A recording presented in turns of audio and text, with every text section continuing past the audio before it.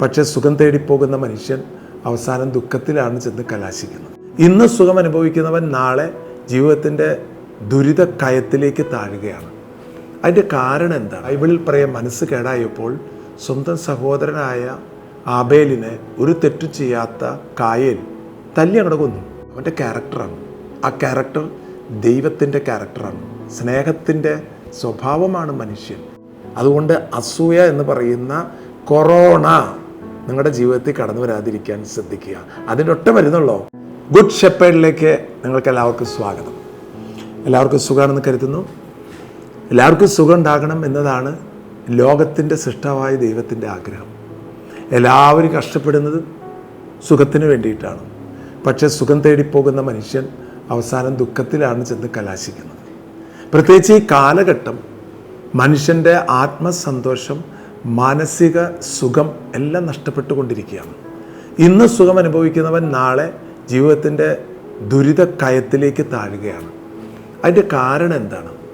ഈ ഭൂമിയിലെ സർവ്വ ദുഃഖങ്ങൾക്കും കാരണം ഈ പ്രപഞ്ചമോ ഈ പ്രപഞ്ചത്തിലെ ജീവജാലങ്ങളോ അല്ലെങ്കിൽ ഇപ്പോൾ ആന ചവിട്ടിക്കൊന്നു, അതൊക്കെ ശരിയാണ്. പക്ഷേ ഈ പ്രപഞ്ചത്തിൻ്റെ ദുഃഖങ്ങൾക്ക് കാരണം മനുഷ്യൻ്റെ മനസ്സിലെ നന്മ നഷ്ടപ്പെട്ടു പോയ അവസ്ഥയാണ്.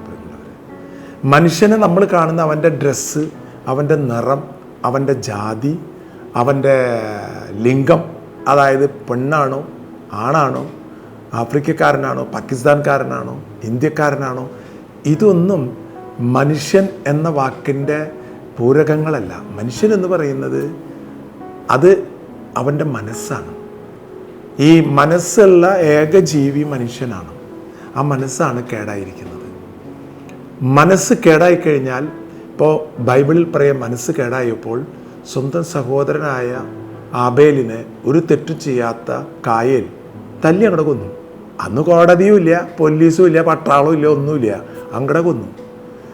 ബൈബിളിൽ പറയുന്നത് ദൈവമായ കർത്താവ് ചോദിക്കുന്നുണ്ട്, എവിടെയാടാ നിൻ്റെ സഹോദരൻ? അപ്പോൾ പറഞ്ഞാൽ ഞാനാണ് അപ്പോൾ നിൻ്റെ കാവൽക്കാരൻ.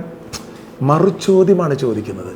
ആ കായേലിൻ്റെ സന്തതികളാണ് ഇപ്പോൾ നമ്മുടെ സമൂഹത്തിലെ എന്ത് നല്ല കാര്യം, നീ ഇങ്ങനെ ചെയ്ത് തെറ്റല്ലടാ, ആരാ പറഞ്ഞാൽ തെറ്റാന്ന്? കായേലിൻ്റെ ക്യാരക്ടറാണത്. എന്നെ കേൾക്കുന്നവരോടൊക്കെ എനിക്ക് പറയാനുള്ളത്, നമ്മുടെ ക്യാരക്ടർ എന്താ? മനുഷ്യൻ എന്ന് പറഞ്ഞാൽ അവൻ്റെ ഡിഗ്രിയാണോ, PhD ആണോ, അവൻ്റെ ഉയരമാണോ, വണ്ണമാണോ, അവൻ്റെ തറവാടാണോ, അവൻ്റെ സമുദായമാണോ? ഇതൊന്നുമല്ല, അവൻ്റെ ക്യാരക്ടറാണ്. ആ ക്യാരക്ടർ ദൈവത്തിൻ്റെ ക്യാരക്ടറാണ്. സ്നേഹത്തിൻ്റെ സ്വഭാവമാണ് മനുഷ്യൻ. അത് നഷ്ടപ്പെട്ടു പോയി. നമ്മൾ സ്നേഹം ആദ്യം പഠിച്ചത് അമ്മയിൽ നിന്നാണ്. അമ്മയാണ് നമ്മെ സ്നേഹമെന്തെന്ന് ആദ്യം അനുഭവിച്ചു തന്നത്. അമ്മയുടെ ചേര ചാരിക്കിടന്നിട്ടാണ് നമ്മൾ ആ മുഖത്തു നിന്നാണ് ഇതാണല്ലേ സ്നേഹം എന്ന് നമ്മൾ പഠിച്ചത്. ആ സ്നേഹത്തെ തന്നെ വകവരുത്തുന്ന ഒരു കാലഘട്ടത്തിലൂടെ നമ്മൾ കടന്നു പോകുന്നത്. നമ്മൾ മനസ്സിലാക്കണം, ഈ താറാവിൻ്റെ കഥയുണ്ട്. ഈ താറാവ് എല്ലാ ദിവസവും ഓരോ പൊന്മുട്ട ഇട്ട് കൊടുക്കണ്ടായിരുന്നു. അപ്പോൾ അയാൾക്ക് വളരെ സന്തോഷമായിട്ട് കഴിയുമായിരുന്നു. അപ്പോഴാണ് ഇവനൊരു മോഹം. മോഹൻലാൽ പറഞ്ഞ പോലെ അതിമോഹമാണ് ദിനേശ. അവന് പറഞ്ഞു മുട്ട 2 ഇടാൻ. താറാവ് പറഞ്ഞു, എനിക്ക് 1 ഇടാൻ പറ്റുള്ളൂ. നീ 2 ഇടണമെന്ന് പറഞ്ഞു. പറ്റില്ല, എനിക്ക് 1 ഇടാൻ പറ്റുള്ളൂ. 1 നിനക്ക് സ്വർണ്ണ മുട്ടയല്ലേ കിട്ടണത്, അത് പോരാ, നിനക്ക് പോരാ.